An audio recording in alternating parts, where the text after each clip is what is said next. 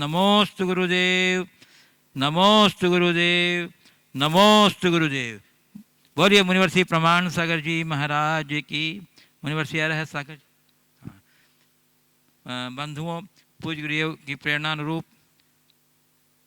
मुंबई से श्रीमती कुशल दलाल ने 11,000 रुपये की राशि देवोदय महासंघ के लिए भेजने की स्वीकृति प्रदान की है। आपको बहुत बहुत साधुवाद। और गुरुदेव, मैं लिए चलता हूँ अपने जिज्ञासुओं को संघ का समाधान की ओर। और प्रथम प्रश्न गुरुदेव हीरागंज कटनी से श्रीमती शशि जैन वीरेंद्र जैन कह रहे हैं। प्रश्न गुरुदेव इनका है, जिंदगी में मिला तो बहुत कुछ है सभी को, लेकिन हम उसी की शिकायत करते हैं जो हमें हासिल नहीं हो पाता। ऐसा क्यों? क्या गुरुदेव यह चतुराई तो नहीं है? लेकिन मैंने एक जगह यह पढ़ा कि जो जितना चतुर होता है उसका हृदय उतना ही मरता जाता है। तो यह कहाँ तक सही है गुरुदेव, और ऐसी चतुराई से कैसे बचें? जिंदगी में जो कुछ हासिल होता है व्यक्ति का ध्यान उस पर नहीं जाता, यही वाक्य ना जी।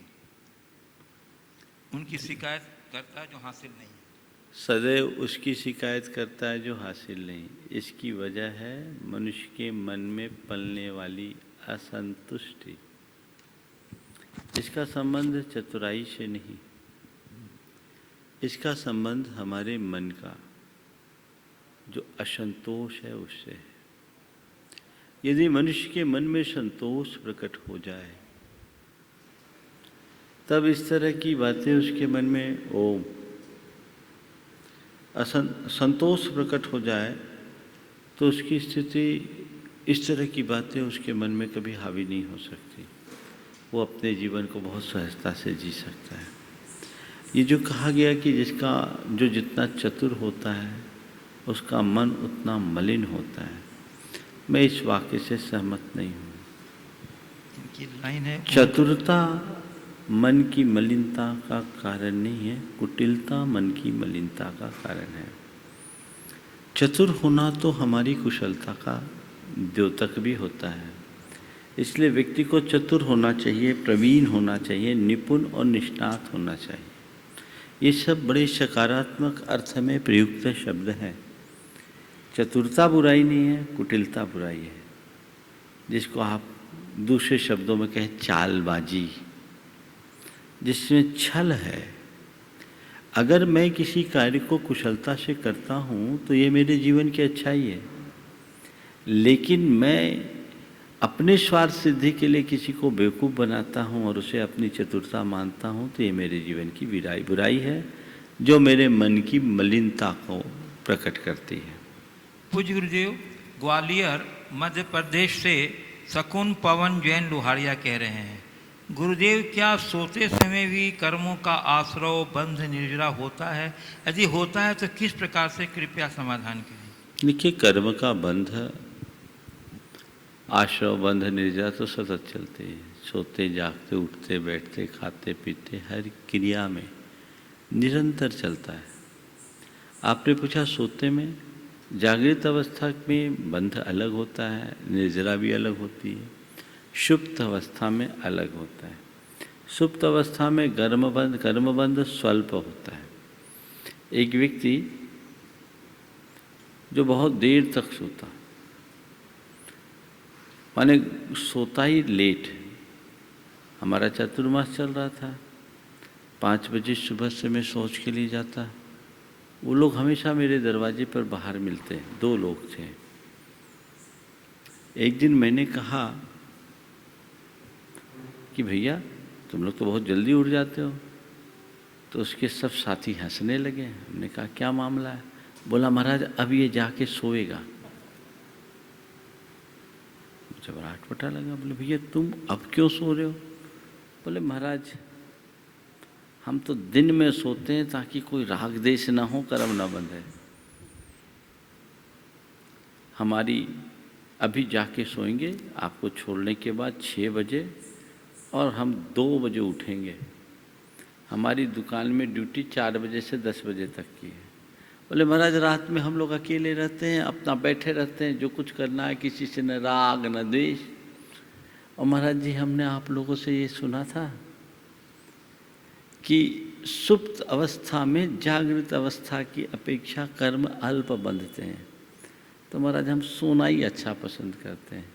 तो मैंने उसे कहा ये बात सही है कि सुप्त अवस्था में जागृत अवस्था की अपेक्षा कर्म अल्प बंधते हैं, पर ये भी ध्यान रखना सुप्त अवस्था में कर्म कटते नहीं, जागृत अवस्था में कर्म कटते हैं। तो तुम बंध से तो बच रहे हो, वो भी आंशिक। पुराना जो बंधा हुआ उसे कैसे काटोगे? इसलिए जागृत हो, प्रमाद मत करो, सतत सक्रिय रहो, तब हम अपने जीवन में कुछ अच्छा कर पाएंगे। पूज्य गुरुदेव, जबलपुर मध्य प्रदेश से मानवी जैन कह रही हैं, गुरुदेव ये मेरी शंका नहीं बल्कि बहुत लोगों की शंका है। बहुत लोग ये जानना चाहते हैं कि जो लोग प्रतिमाधारी हैं और कोविड पॉजिटिव पाए गए हैं और उन्हें हॉस्पिटल में एडमिट होना पड़ा है और वहाँ हॉस्पिटल में उनको खाना पड़ा है, भले वह घर का खाना खाया है उन्होंने, लेकिन वह क्या प्रायश्चित लेना चाहिए उनको और वह अपना मन कैसे शांत करें? कृपया समाधान करें। देखिए, आपत्तिकालिक क्षण है और इस आपत्ति के दौर में बहुतों को बहुत सारी बातों से समझौता करना पड़ा। मंदिर छूटे, पूजा पाठ छूटा, और जो संक्रमित हुए उनका तो सारा खान पान की शुद्धि में भी कमी आई। बहुतों को औषध का अनुपान भी करना पड़ा। ये विपत्ति है और हमने हमेशा कहा है आपत्ति काले मर्यादा नास्ति। आपत्ति की घड़ी में मर्यादा नहीं होती। ऐसे समय में जिस तरीके से आप इस महामारी से अपने आप को बचा सके, बचाने का प्रयास करना चाहिए। जिन लोगों के साथ भी ऐसी स्थिति हुई है उनके लिए प्रायश्चित तो लेना चाहिए, पर थोड़ा समय अनुकूल हो जाने के बाद गुरुजनों से जाकर के प्रायश्चित लो। भगवान को साक्षी मानकर अपनी निंदा ग्रह करो और जो भी दोष लगे उनकी शुद्धि की प्रार्थना करो। समय अनुकूल होने के बाद प्रायश्चित पूर्वक उसकी शुद्धि कर लो। लेकिन इस मंच से एक सुझाव मैं पूरे देश भर की समाज से जरूर देना चाहूँगा। जिस तरह की महामारी की स्थिति बन रही है, दिनों दिन लोग प्रभावित हो रहे हैं, हर शहर में ऐसा स्थान समाज के द्वारा सुनिश्चित होना चाहिए जहां इस तरह के लोगों को क्वारंटीन पृथकवास दिया जा सके, वहां उनकी चिकित्सा हो सके, ताकि उनका व्रत भी पल जाए, दोष भी न लगे। बहुतों के घर भी छोटे हैं, वो घरों में रह नहीं सकते। वहाँ यदि एक व्यक्ति संक्रमित है तो पूरे घर के संक्रमित होने की संभावना बन जाती है।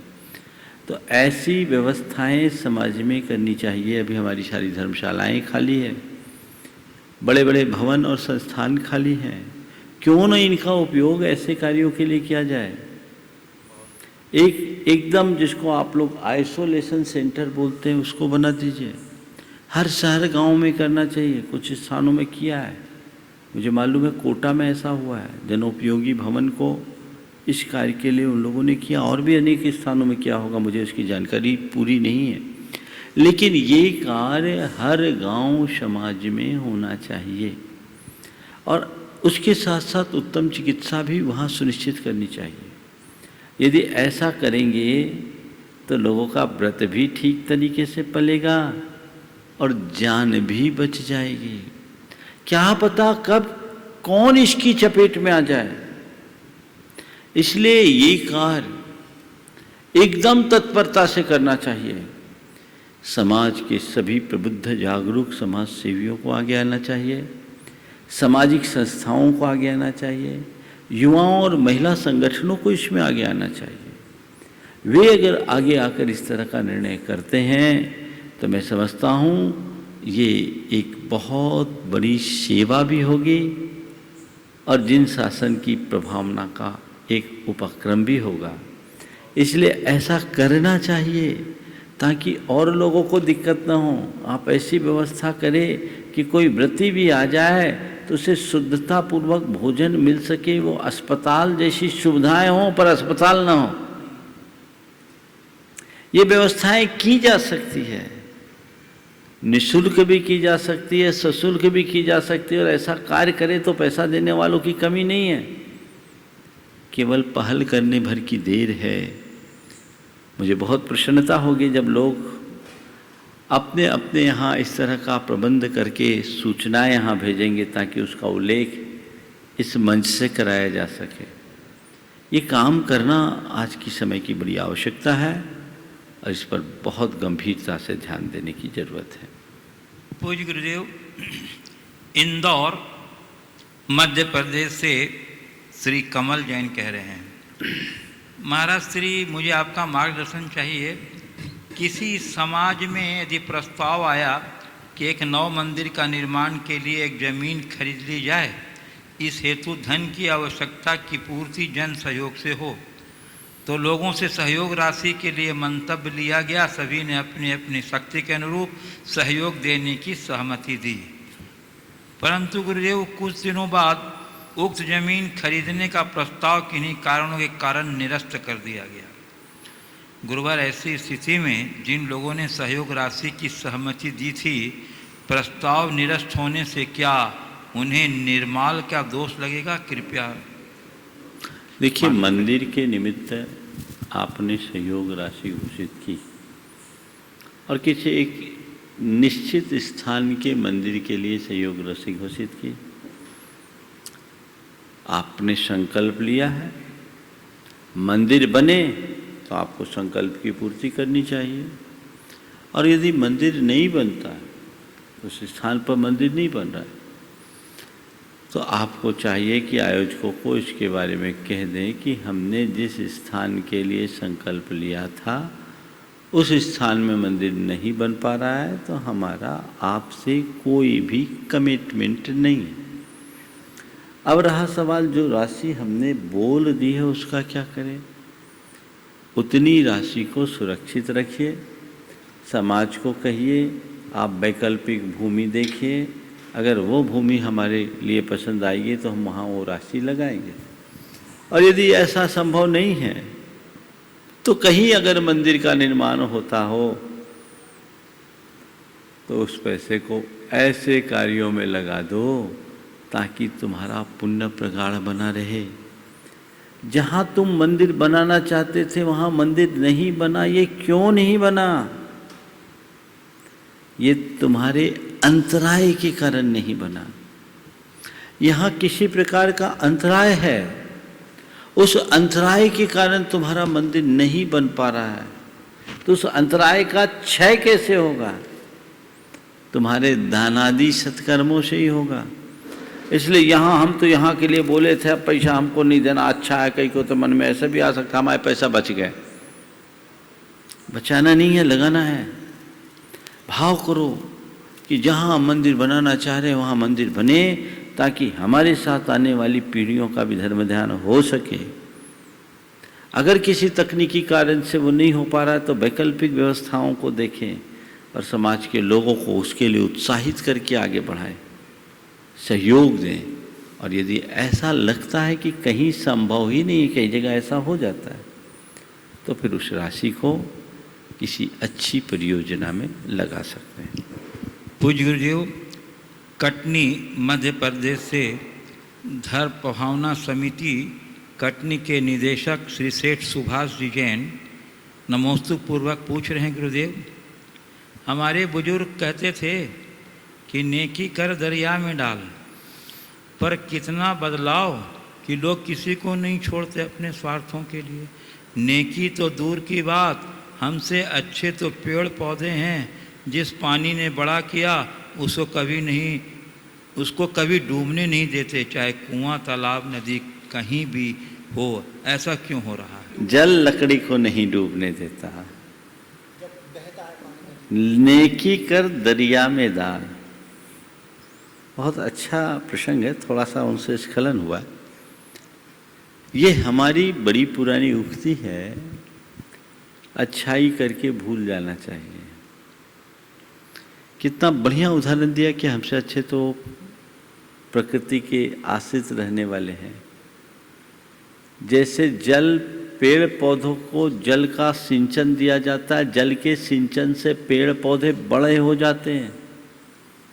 लेकिन इसके बाद जल की कितनी महानता है कि यदि वे ही पेड़ पौधे पानी में गिरते हैं तो उसे डूबने नहीं देता।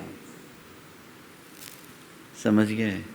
पेड़ पौधे पानी में गिरे तो उसे डूबने नहीं देता, ये उसकी महानता है। एक अच्छे मनुष्य की यही पहचान है कि वह जीवन पर्यंत अच्छाई करने में, उपकार करने में कभी पीछे नहीं रहता और अपने उपकारों को गिनाने की कभी कोशिश नहीं करता। हमें हमेशा अच्छा कार्य करने के लिए उत्साहित रहना चाहिए और अपनी आखिरी सांस तक औरों के सहयोग के लिए तत्पर रहना चाहिए। पूज्य गुरुदेव, अंजड़ जिला बड़वानी मध्य प्रदेश से श्री अंतिम कुमार जैन कह रहे हैं, गुरुदेव, उलझना बुरी बात होती है और सुलझना अच्छी बात है, लेकिन रेसे या सूत आपस में उलझते हैं तो मजबूत रस्सा बन जाता है, लेकिन रिश्ते या नाते आपस में उलझते हैं तो कमज़ोर होकर टूट जाते हैं, ऐसा क्यों? बहुत अच्छा सवाल है। उलझना बुरी बात है, सुलझना अच्छी बात।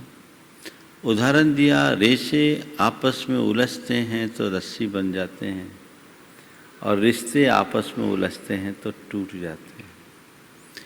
थोड़ा सा समझो, रेशे उलझते नहीं हैं, रेशे आपस में बंधते हैं, एक मीक हो जाते, एक दूसरे से लिपटते हैं। हमें दिखता है कि वे उलझे हैं, लेकिन यथार्थ वो उलझे नहीं हैं, गूंथे हुए हैं, बंधे हुए हैं। जब हम एक दूसरे के साथ प्रेम से जुड़ते हैं तो वो हमारी ताकत बन जाती है, और एक दूसरे के साथ जब द्वेषपूर्ण संबंध रखते हैं तो वो हमारी कमजोरी बन जाती है। जुड़ो तो प्रेम से जुड़ो। रस्सी के रेशे की भांति भी जुड़ा जा सकता है और गांठ लगा के भी जुड़ा जा सकता है। जहाँ गांठ पड़ती है जुड़े दिखते हैं, लेकिन वो गांठ उसकी महिमा को, उसकी वजूद को कमजोर कर देती है। लेकिन रस्सी के रेशे की तरह जब एक दूसरे से जुड़ते हैं, यानी गूंथ करके बंधते हैं, लिपटते हैं, तो वह उसकी ताकत को और मजबूत बना देती है। तो हम अपने रिश्तों को रस्सी की भांति रखें, गांठ की तरह मत जोड़ें। गांठ लगा दी नहीं, गुथ जाओ, गांठ मत करो। गुथोगे, एक दूसरे से लिपट जाओगे, एक दूसरे के पूरक बनोगे, एक दूसरे के सहायक बनोगे, तो दोनों का मूल्य बढ़ेगा, महत्व बढ़ेगा। गांठ तो दोनों की ताकत को कम करता है। पूज्य गुरुदेव, भीलवाड़ा राजस्थान से बुलबुल मेहता कह रहे हैं, महाराज श्री, मैंने कहीं पढ़ा है कि जिस धरती पे हम अभी रह रहे हैं वो अकेली नहीं है। ऐसी कई पृथ्वियाँ इस विशाल ब्रह्मांड में है। ऐसे अनेक सूर्य हैं, अनेक चंद्रमा हैं। गुरुदेव, मेरी जिज्ञासा ये है कि जैन आगम या जैन धर्म के तत्व ज्ञान के अनुसार इस विषय में क्या कहा गया है? क्या जो मैंने पढ़ा वो सत्य है या असत्य है? दूसरी बात ये कह रहे गुरुदेव कि मेरी एक जिज्ञासा यह भी है, क्या ऐसे सभी पृथ्वियों पर जीवन है? अगर है तो किस रूप में है, विकसित है या अविकसित? और फिर कह रहे हैं जैन शास्त्र में ऐसी बातों का कहीं कोई छोटा या बड़ा आलेख मिलता है क्या? अगर हाँ तो वो कौन से ग्रंथ हैं? कृपया विस्तार से मेरी जिज्ञासा का समाधान। देखिए, इस भूलोक में अनेक चंद्रमा और अनेक सूर्य का उल्लेख तो हमारे यहाँ है ही। अकेले जम्बूद्वीप में 2 सूर्य और 2 चंद्रमा, ढाई द्वीप में अनेक सूर्य अनेक चंद्रमा है, ऐसा उल्लेख मिलता है। ये उल्लेख हमारे शास्त्रों में मिलता है। सभी ग्रंथों में मिलता है। हमारे जितने भी तिरोपन्नति आदि ग्रंथ हैं, तत्वार्थ सूत्र की टीकाओं में भी इसका उल्लेख मिलता है। तो सूर्य चंद्र की बहुलता का उल्लेख तो स्पष्ट है। इस पृथ्वी की तरह अन्य पृथ्वियों का वैसे उल्लेख तो देखने को नहीं मिलता, लेकिन जिस तरह से हमारे यहाँ द्वीप समुद्रों का उल्लेख है, उसके आधार पर अगर हम कहें तो इस धरती पर असंख्य द्वीप और असंख्य सागर है, जिसके ठीक में जम्बूद्वीप और जम्बूद्वीप के भारत क्षेत्र के एक छोटे से हिस्से में ये पृथ्वी है। बाकी शेष अलग अलग है। तो वो अंतर अन्य पृथ्वी के रूप में देखा जा सकता है। एक बात और जिसका स्पष्ट उल्लेख कहीं देखने में नहीं मिलता, लेकिन संभावनाएं बनती हैं। भोग भूमि में ये धरती समतल रहती है, धरातल एक सा रहता है। कर्म भूमि होने पर धरती उठती है, वो भी केवल भरत और ऐरावत क्षेत्र के आर्यखंड से। तो भरत और ऐरावत क्षेत्र का आर्यखंड जब एक योजन ऊपर उठता है तो इसका संबंध शेष जम्बूद्वीप से छूट जाता, भरत क्षेत्र से भी छूट जाता। तो जो छोटे छोटे खंड भरत क्षेत्र के 6 खंड हैं, तो अभी तो एक ही खंड है आर्यखंड, जिसे हम इस पृथ्वी के रूप में जान रहे हैं। बाकी 5 खंड जो म्लेच्छ खंड है, वहाँ भी तो मनुष्य रहते हैं, वहाँ जीवन अस्तित्व है। शास्त्रों के अनुसार वो एकदम धरती के धरातल पर है, पर जब पृथ्वी उठती है तो उस हिसाब से उसकी भी संभावनाएं बनती है, हम कह सकते हैं। लेकिन इसका स्पष्ट उल्लेख शास्त्रों में देखने में नहीं मिलता, इसलिए हम ये नहीं कह सकते कि उसे आप एक पृथक पृथ्वी के रूप में गिनो। लेकिन ये जब धरती का अंश उठेगा और यहाँ अनेक क्षुद्र पर्वत और उपसमुद्र प्रकट होंगे, तो शेष भरत क्षेत्र और जम्बूद्वीप से जब इसका कनेक्शन टूटेगा तो वहाँ के जीवन को हम एक पृथ्वी की तरह स्वीकारने में हमें कोई संकोच नहीं होना चाहिए। इसी की तरह धातकी खंड है, पुष्करार्ध है, उन जगहों में भी हमें ऐसा समझना चाहिए। इसी के साथ हमारे यहाँ विजयाध पर्वत पर विद्याधरों की श्रेणियाँ हैं, उत्तर की और दक्षिण की। वहाँ विद्याधरों का निवास है। विजयाध पर्वत 25 योजन ऊंचा है, काफ़ी ऊंचाई है, और उसकी दोनों ओर 2-2 अलग अलग श्रेणियाँ, उत्तर में भी और दक्षिण में भी। वहाँ विद्याधर रहते हैं जो बड़े हाईटेक मनुष्य होते हैं, उनकी टेक्नोलॉजी हमसे बड़ी एडवांस। तो उनका जीवन हमसे भिन्न है, वहाँ हम पहुँच नहीं पा रहे। आज विजयाध पर्वत तक हम जा नहीं सकते क्योंकि हमारा संबंध टूट सा गया है। तो वहाँ भी जीवन दिखता है, तो है तो वो भी एक पृथ्वी ही। विदेह भी एक पृथ्वी है। इस दृष्टि से अगर हम कहें तो अनेक पृथ्वियों का भी समावेश हो सकता है, बस उसे हमें एक समन्वयात्मक दृष्टि से समझने की जरूरत है।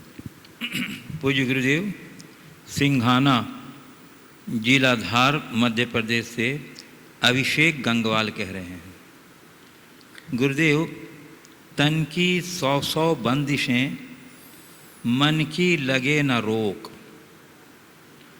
तन की 2 गज कोठरी मन के 3 लोक। प्रायः गुरुवर सोच का प्रभाव मन पर, मन का प्रभाव तन पर, तन और मन दोनों का प्रभाव सारे जीवन पर होता है। तो इस अनमोल मानव जीवन में कैसे मन के भटकन के प्रवाह को स्थिर किया जाए और कैसे अनेक बंदिशों के होते हुए भी तन के द्वारा अथक प्रयास कर जीवन को सफलता के सर्वोच्च स्तर तक पहुंचाया जाए। देखिए, तन के प्रयास से जीवन को सफलता के शिखर पर नहीं पहुंचा सकते। मन को साध कर हम जीवन को चरम ऊंचाई तक जरूर पहुंचा सकते हैं। तन की अपनी सीमाएं हैं, मन की शक्ति असीम है। उसके लिए हमें 2 स्तर से काम करना होगा। पहली बात, मन की शक्ति को जानना और दूसरी बात, उस शक्ति को सही दिशा में नियोजित करना। ज़्यादातर लोग अपने मन की शक्ति को जानते नहीं, और जो जानते भी हैं वे अपनी शक्ति को सही दिशा में नियोजित नहीं करते, लगाते नहीं। अगर हमने अपने मन को सही दिशा में लगा दिया तो हम इस मन से मुक्ति को भी प्राप्त कर सकते हैं। सब कुछ हमारे मन में है। मन के पास बहुत बड़ी ताकत है। हमारे यहाँ बहुत पुरानी कहावत है, मन के हारे हार है, मन के जीते जीत। तो मन की शक्ति को पहचानिए और उसे सही दिशा में लगाइए। उसके लिए हमें चाहिए कि हम मन को सम्यक दिशा दर्शन दें और प्रवाह परिवर्तन करें। मन को मोटिवेशन मिलते रहना चाहिए। आत्म सुझाव के बल पर सही मोटिवेशन और दिशा दर्शन से मन को उसके लक्ष्य से जोड़िए। और मन भटकने लगे तो अपनी दिशा को मोड़ दीजिए। यदि ऐसा करेंगे तो हम अपने जीवन को एक नई ऊंचाई देने में समर्थ हो सकेंगे। जिज्ञासा ये है कि हम अपने बच्चों के लिए क्या करें कि जो संस्कार हमारे पिताजी ने दिए हैं वो इसी तरह चलती रहे और वो हरदम इसी तरह धर्म की राह में आगे बढ़ते रहे और आपका आशीर्वाद हमारे परिवार को हरदम मिलता रहे।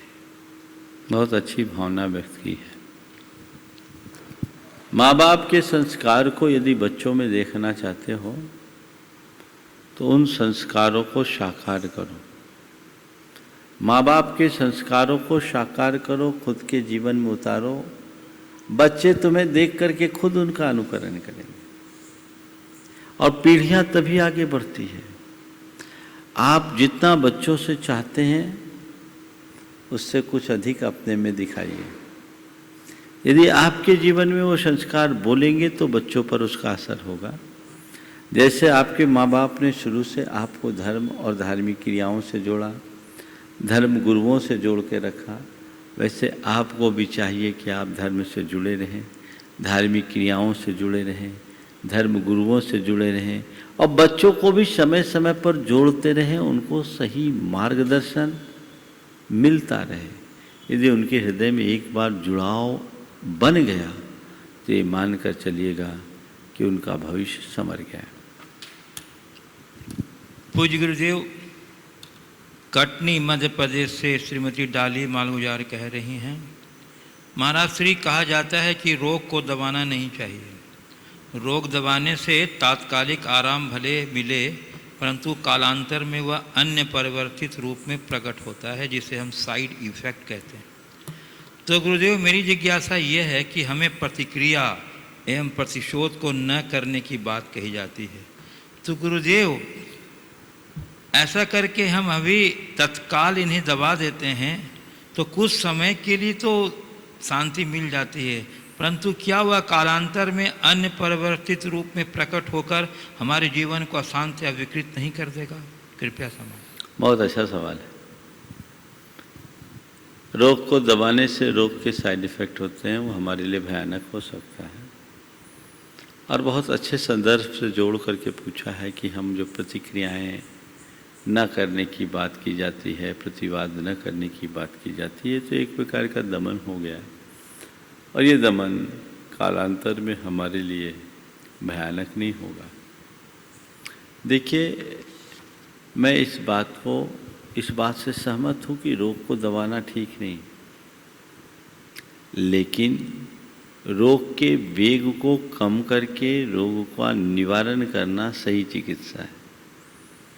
कोई भी चिकित्सक होता है, चिकित्सा करता है रोग की तीव्रता को कम करते हुए रोग की जड़ को उखाड़ने की, वो योग्य चिकित्सक माना जाता है।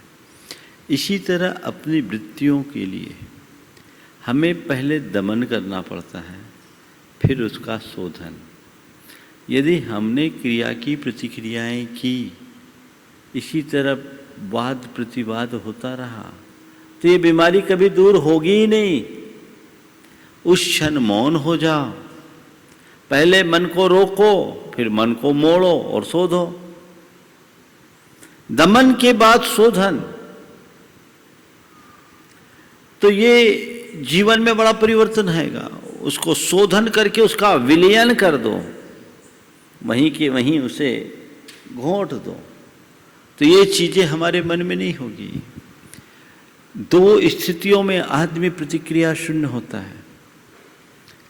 एक, परिस्थितियों के अनुकूल न रहने पर मन महसूस कर रह जाता है जैसे किसी के बॉस ने किसी को डांट पिलाई, चुपचाप सुन लिया, सुना नहीं, सुन लिया नहीं, सुनना पड़ा, और वो भड़ास आके अपनी घरवाली पे निकालेगा। ये एक चीज है। और दूसरा, किसी ने कुछ भी बोला, उससे प्रभावित ही नहीं हुए, इग्नोर कर दिया, उसे सुना ही नहीं, सुन करके भी अनसुना कर दिया, भीतर गया ही नहीं, तो विस्फोट कहां?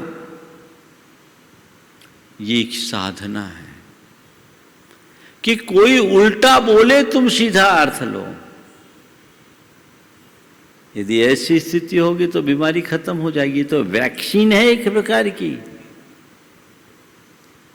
अगर कोई तुमसे कुछ भी बोले, प्रतिक्रियावृत्ति की वैक्सीन लगा लो, वाद प्रतिवाद की बीमारी आएगी ही नहीं। मन को मोड़ दो, जीवन की दिशा बदलेगी।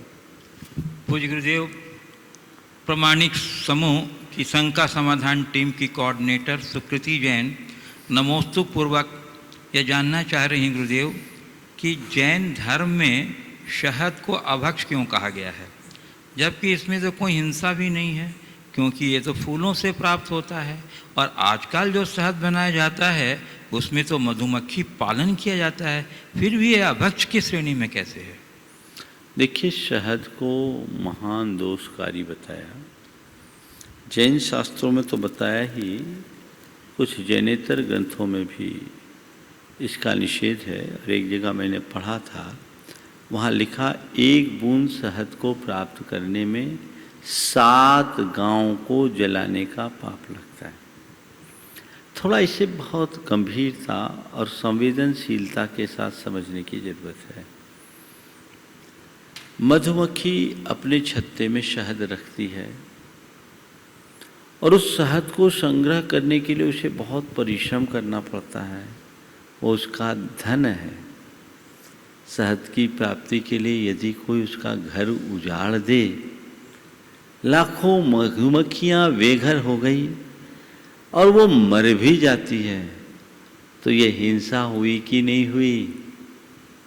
इसलिए इससे हमें बचना चाहिए।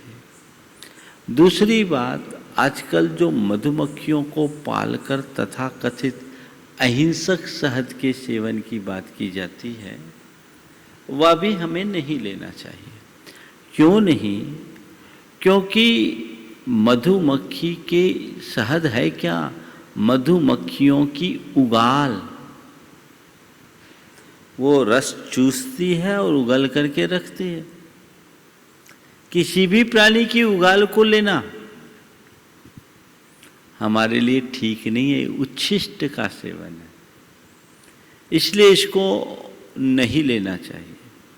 फिर उसमें अन्य सूक्ष्म जीव भी रहते हैं। जब आप शहद को लेने के लिए कोई भी प्रक्रिया अपनाएंगे, जिसको आप जर्म्स कहते हैं, वो बड़ी भारी तादाद में होते हैं। इसलिए जैन धर्म में शहद के सेवन का निषेध किया है। आपको शहद की अगर कोई सलाह भी दे औषधि आदि के लिए, तो उसके स्थान पर आप गुड़ की चाशनी का प्रयोग कर सकते हैं। आपको उतना ही गुणकारी होगा, लेकिन शहद लेना कोई ज़रूरी नहीं है। हमें इनका प्रयोग नहीं करना चाहिए। पूज्य गुरुदेव, सुकृति जी ने एक प्रश्न और रेखा है। उनका कहना है गुरुदेव कि जैन धर्म के अनुसार किसी की चीज़ बिना पूछे ले लेना भी चोरी है।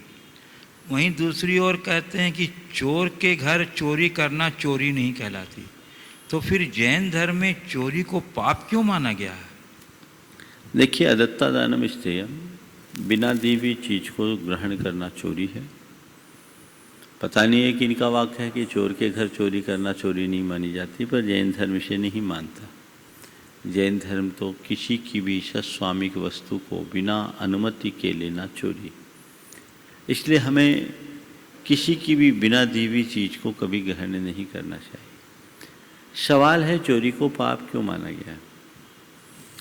आप थोड़े से अपने पिछले अनुभवों को ध्यान में रखें। आपकी कोई मूल्यवान या उपयोगी वस्तु को किसी ने उठा ली, आपको पता नहीं, आप उसे खोज रही हैं, आपका मन परेशान होता है कि नहीं होता है?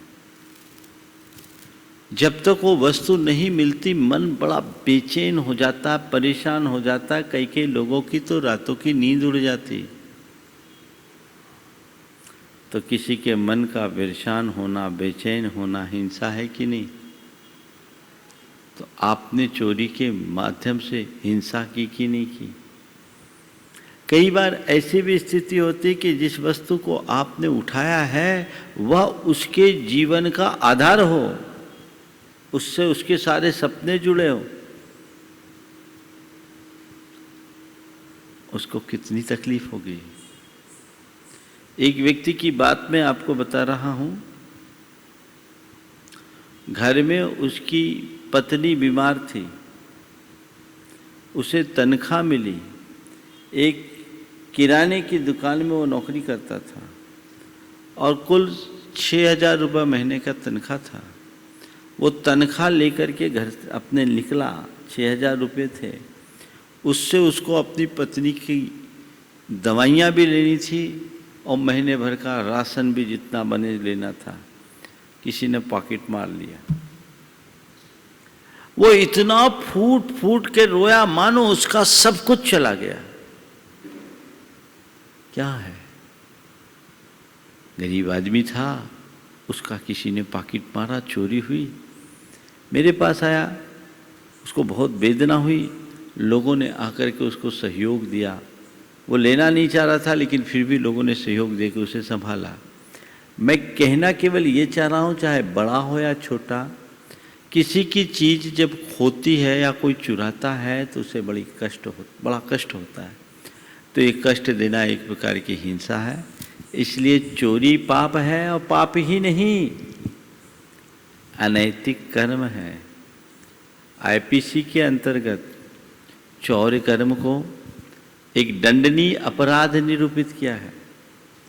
अपराध तो पाप से भी ऊंचा होता है। पाप तो केवल स्वगत होता है, अपराध स्वगत और परगत दोनों होता है। इसलिए हमें ऐसी आपराधिक प्रवृत्तियों से बचना चाहिए, चोरी से बचना चाहिए। और इसलिए चोरी को पाप, चोरी को अनैतिक कर्म और चोरी को एक अपराध के रूप में देखते हुए उससे दूरी रखनी चाहिए। पूज्य गुरुदेव, लुधियाना पंजाब से सुनंदा सूद कह रही हैं गुरुदेव कि आपने एक बार प्रवचन में कहा था कि देखने वाले को देखने के लिए आंख बंद करके भीतर झांकें और आत्मदृष्टि जगाएं, आत्म ध्यान करें। परंतु गुरुदेव, जब हम भीतर झांकते हैं तो हमें सिर्फ अंधेरा और बेकार के विचार उठते दिखते हैं। तो महाराज श्री हमें यह समझाएं कि भीतर झांकते वक्त हम किस बिंदु पर ध्यान केंद्रित करने का प्रयास करें और भीतर ठहरने का क्या अर्थ है, कृपया यह समझाएं। देखिए, 2 दिन पहले के प्रवचन में मैंने इस संदर्भ में बात की थी। बात बिल्कुल ठीक है। भीतर झांकने का मतलब क्या है? बाहर के सारे कोलाहल को भूल जाना, अपने शुद्ध चैतन्य ज्ञान स्वरूप आत्मा पर केंद्रित होना। आपने कहा भीतर झांकने पर केवल अंधेरा दिखता है और मन में अनेक प्रकार के विचारों का प्रवाह उमड़ पाता है। ये स्वाभाविक है। आपको उसके लिए चाहिए कि आप जब भी अपनी आंखों को बंद करें तो एक ही भावना भाए, मैं शुद्ध चैतन्य में आत्मा हूँ, मैं शुद्ध आत्मा हूँ, शुद्धोहम शुद्धोहम शुद्धोहम। मैं ज्ञान स्वरूप आत्मा हूँ, मैं चैतन्य स्वरूप आत्मा हूँ, मैं आनंद स्वरूप आत्मा हूँ, मैं देहातीत मात्र ज्ञाता दृष्टा शुद्ध आत्मा हूँ, परमात्मा हूँ। सोहम सोहम सोहम। इन सूत्रों को आत्मसात करके एक लंबे समय तक इसकी भावना भाइये। मैं देह नहीं चेतन हूँ, ये हमारे सबकॉन्शियस में बैठ जाना चाहिए। मैं चैतन्य आत्मा हूँ, मैं शुद्ध आत्मा हूँ, मैं ज्ञान स्वरूपी हूँ, मैं सुख स्वरूपी हूँ, मैं देहातीत हूँ, मैं इंद्रियातीत हूँ, मैं विकार रहित हूँ। उस तरफ उसकी भावना भाई है।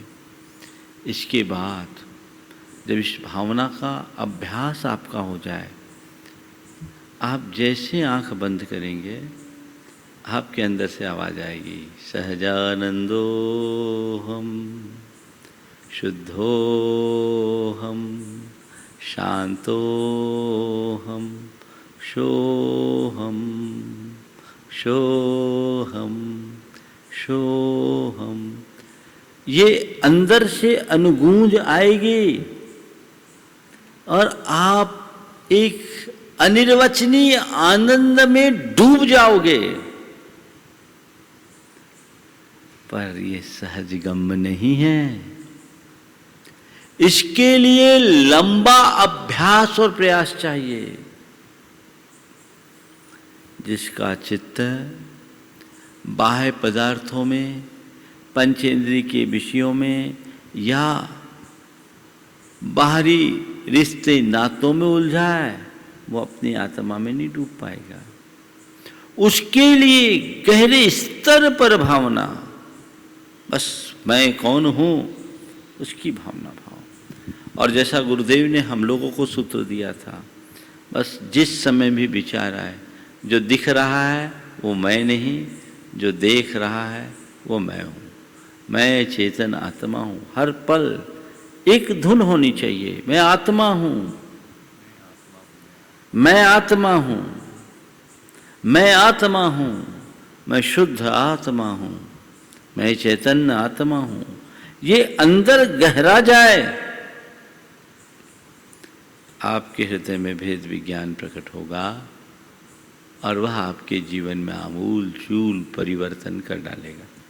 पूज्य गुरुदेव, भोपाल मध्य प्रदेश से अनीता जैन कह रही हैं, गुरुदेव आप अक्सर अपने प्रवचनों में कुरल काव्य के उद्धरण प्रस्तुत करते हैं।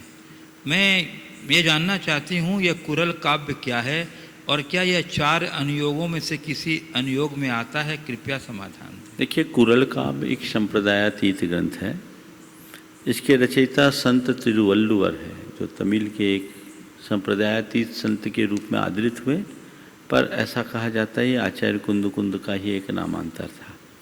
ये मूलतः जैन ग्रंथ है, क्योंकि इसमें ऋषभादिक 24 तीर्थंकरों का स्तवन है, वहीं से इसकी शुरुआत है और विश्व की सभी भाषाओं में अनुदित है। इसके 108 अध्याय हैं और प्रत्येक अध्याय में 10-10 कुरल है। तमिल के दोहों को कुरल कहा जाता है, तो इसीलिए इसका नाम कुरल काव्य हो गया।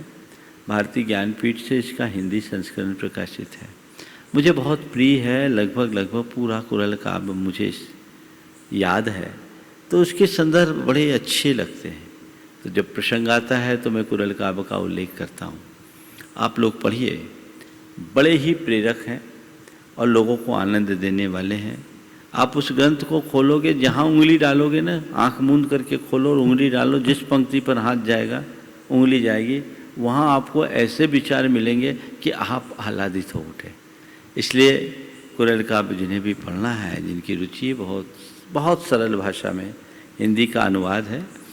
उसका कई प्रकाशन ऐसे भी हुए जिसमें हिंदी दोहे भी हैं, संस्कृत के अनुष्टुप छंद भी हैं और हिंदी का पद्य अनुवाद भी है। भारतीय ज्ञानपीठ से सीधे हिंदी का गद्यानुवाद है, वो आप ले सकते हैं। बहुत ही सुरुचिपूर्ण अनुवाद है और आप जरूर पढ़ें।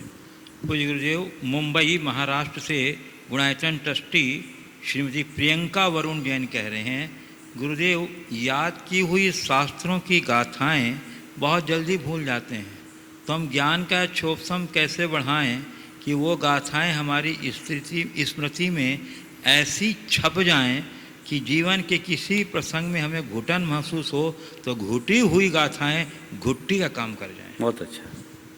देखिए, गाथाओं और किसी भी प्रसंग को याद करने का एक तरीका आपको बताता हूँ। जो भी गाथा याद करो, एक बार 2 बार आप खुद अपने में गुनगुनाओ, किसी को सुना दो, कोई भी मिले, देखो आज एक गाथा सुनाता हूँ, दिन भर में 2-4 को तो पकड़ ही लोगे। फिर क्या करो, जिस दरवाजे से आना जाना बार बार होता है ना, उसके बाजू में लिख दो, पेंसिल से पट्टी लिख के लिख दो। जब जाओ उस पर आपकी दृष्टि जाए, दृष्टि जाएगी तो वो गाथा आप दोहरा लोगे, याद रहेगी, तो घुट जाएगी। आपने एक दिन में 5-7 गाथाएं याद की तो वो भूलोगे नहीं। मूलभूत गाथाएं जिनको आप नियमित पाठ करते हैं तो वो आपकी स्मृति का विषय बन जाते हैं। फिर और विशेष है तो उसको याद करने का ये तरीका जो विशेष संदर्भ की है, हमारे लिए आधारभूत ग्रंथों को तो पूरी तरह याद करना चाहिए, पाठ करते करते भी वो याद हो जाते हैं। नियमित आप उसे पढ़ोगे तो वो आपका कंठाहार बन जाएगा पढ़ते पढ़ते।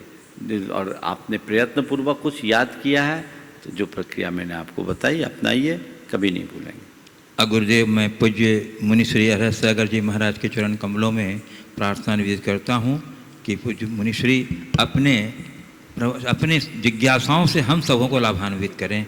नमोस्तु गुरुदेव, नमोस्तु। नमोस्तु महाराज श्री। प्रवचन में आपने कहा था, उससे संदर्भित है, क्षमा के बोध से हो क्रोध का विरोध।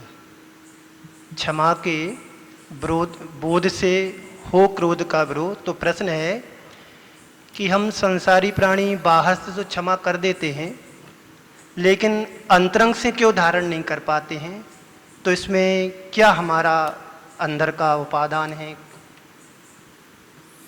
देखिए, क्षमा कब घटित होती है? जब हमारा मन सरल होता है। जब तक मन में सरलता ना आए, हम किसी को कहने को क्षमा कर दे, क्षमा घटित नहीं होगी।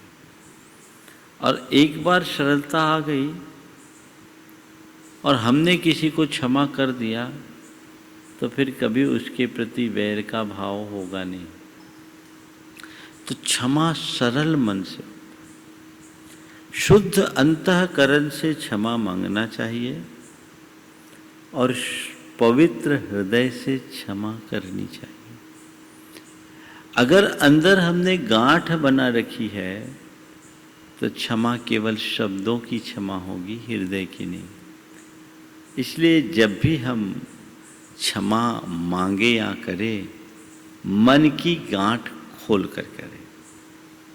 दूसरा है, विद्या दर्शन और क्रिया को जीवन में कैसे प्रयोग में लाएं जिससे हमारे जीवन का सदुपयोग हो सके? विद्या दर्शन और क्रिया को जीवन में कैसे लाएं? प्रयोग में कैसे लाएं जिससे हम अपने जीवन का सदुपयोग कर सकें? आपका कहने का तात्पर्य है कि सम्यक दर्शन ज्ञान चारित्र को अपने जीवन में कैसे लाएं? विद्या दर्शन और क्रिया से ही मतलब है। हाँ। देखिए, श्रावकों के लिए मैं कहता हूँ अपने श्रावक पने को सार्थक कर लो, ये तीनों चीज़ें आ जाएंगी। श्रावक शब्द में 3 अक्षर है, श्र व का। श्र का अर्थ है श्रद्धा, व का अर्थ है विवेक और का अर्थ है क्रिया। श्रद्धा, विवेक और क्रिया तीनों जिसके साथ जुड़ गई वो श्रावक है। तो हम श्रद्धावान बनकर विवेक पूर्वक अपने कर्तव्य का पालन करें, हमारे जीवन में ये तीनों चरितार्थ हो जाएंगे। और मुनि तो खुद इन तीनों के साक्षात प्रतिमूर्ति होते हैं। इनको हम अपने जीवन का लक्ष्य बनाकर आगे चलेंगे तभी सफल होंगे। नमोस्तु महाराज श्री। पूज्य गुरुदेव, मैं यहाँ कुछ उपस्थित जिज्ञासुओं को आमंत्रित करना चाहता हूँ। श्री देव कुमार जी ममता रानी जैन, शास्त्री परिवार कटनी। और जब तक वो आ रहे हैं गुरुदेव, इंदौर मध्य प्रदेश से प्रिया जैन कह रही हैं, महाराज जी, आर्थिक स्थिति खराब होने के कारण परिवार में तनाव बना रहता है, जिस वजह से बच्चों का मन बचपन से डर और भय से भर जाता है, जिस कारण वे सहमे सहमे रहने लगते हैं। महाराज जी, ऐसा क्या करें कि घर के माहौल में खुशहाली बनी रहे और बच्चे मन से कमज़ोर भी न पड़े? देखिए, स्वाभाविक है, आर्थिक स्थितियाँ जब कमज़ोर होती है तो विषमताएँ आती है, लेकिन बच्चों पर नकारात्मक प्रभाव पड़े ये कोई ज़रूरी नहीं है। मैं ऐसे अनेक लोगों को जानता हूँ जिनने अपने जीवन का प्रारंभिक दौर बड़े तंगहाली के साथ जिया, बड़े अभाव और अल्पता के साथ जीवन जिया, और उस घड़ी में उन्होंने अपने बच्चों को ऐसा संस्कार दिया कि भैया ये अभाव है, अभाव में हमें कैसे रहना। मैं एक ऐसे व्यक्ति को जानता हूँ जो आज अरबपति है, लेकिन उन्होंने एक दिन अपनी कहानी सुनाई कि महाराज जी, हमारे पिताजी की हालत बड़ी कमज़ोर थी। हमारे यहाँ स्थिति ये थी कि हम लोग 1-1 किलो आटा घर ला करके अपने घर का काम किया करते थे। एक मौका ऐसा भी आया तो पिताजी उस समय कहा करते थे कि बेटे देख, कभी मेरी संपन्नता थी, आज गरीबी है, कल फिर कभी संपन्नता आएगी, लेकिन संपन्नता में कभी अभिमान मत करना और गरीबी में कभी दीनता नहीं। जीवन का ये पाठ है और हमें इसमें स्थिरता बना के रखना है, जैसा हो उसमें हमको रहना है। पिताजी कहा करते थे कि हम जो बन सकता है तुम सबके लिए करना चाहते हैं, पर अब जो हमारे भाग्य में हमें उसे स्वीकारना होगा और इसमें सबको बराबरी की भागीदारी लेनी होगी। बोला कि हमारे पिताजी उस विषम स्थिति में भी ऐसी तत्व की बातें किया करते थे जिससे हम लोगों का मन उत्साहित होता था। घोर गरीबी की स्थिति में फटे पैंट पहन करके चले, लूखी रोटी खाए हैं, 1-1 किलो आटा लेकर आए हैं। महाराज, हमने वो अभाव के दिन देखे और महाराज पिताजी के वो संस्कार, उनका आशीर्वाद, आप सबका आशीर्वाद, समय का चक्र चला, आज कहाँ से कहाँ पहुँच गए। तो ऐसी बात नहीं है कि आर्थिक विषमता में व्यक्ति अपने जीवन को आगे न बढ़ा पाए। आर्थिक विषमता के बाद भी व्यक्ति अपने जीवन को आगे बढ़ा सकता है। इसलिए बच्चों को आप तत्व का बोध कराएं, उन्हें अपनी वास्तविकता से परिचय कराएं और ये कहें कि इस स्थिति में हम सबको मिलजुल कर के पार होना है, मिलजुल कर इसका सामना करना है, तभी आप कुछ अच्छा कर सकेंगे। श्री देव कुमार जी, ममता रानी जैन, शास्त्री परिवार कटनी। नमोस्तु गुरुजी। जब मैं अतीत और वर्तमान की तुलना करता हूँ तो मन उद्वेलित हो जाता है, परंतु गुरुदेव, मैं यह भी जानता हूँ कि अतीत को दोहराया नहीं जा सकता। तो गुरुदेव, मैं अपने उद्वेलित मन को किस प्रकार समझाऊं ताकि मेरी स्थिरता और सहजता बनी रहे? अतीत को एक भोगावा यथार्थ समझो, वो बीत गया है, लौट के आने वाला नहीं है। और अतीत के अनुभवों का लाभ उठाकर वर्तमान को सुधारने की कोशिश करो, तो ये उद्वेलन समाप्त होगा। अतीत में उलझोगे, निश्चित उद्वेलित होगे, और अतीत से पाठ पढ़ोगे, सुंदर भविष्य की संरचना कर सकोगे। तो हमें चाहिए कि हम अतीत से केवल सीख लें, अतीत में उलझे नहीं, वो बीत गया, अब लौट करके आने वाला नहीं है। हमारे हाथ में जो है हमें उसे ही संभाल कर रखना है और उसी के बदौलत अपने जीवन की बेहतरी का रास्ता खोजना है, ढूंढना है। यदि ऐसी दृष्टि और भावना अपने मन में जग जाएगी तो हमारा जीवन निहाल होगा। इस प्रकार आज के इस सत्र को परम पूज्य गुरुदेव के चरणों में नमन अर्पित करते हुए यहीं पर विराम दूंगा। बोलिए परम पूज्य आचार्य गुरु श्री विद्यासागर जी महाराज।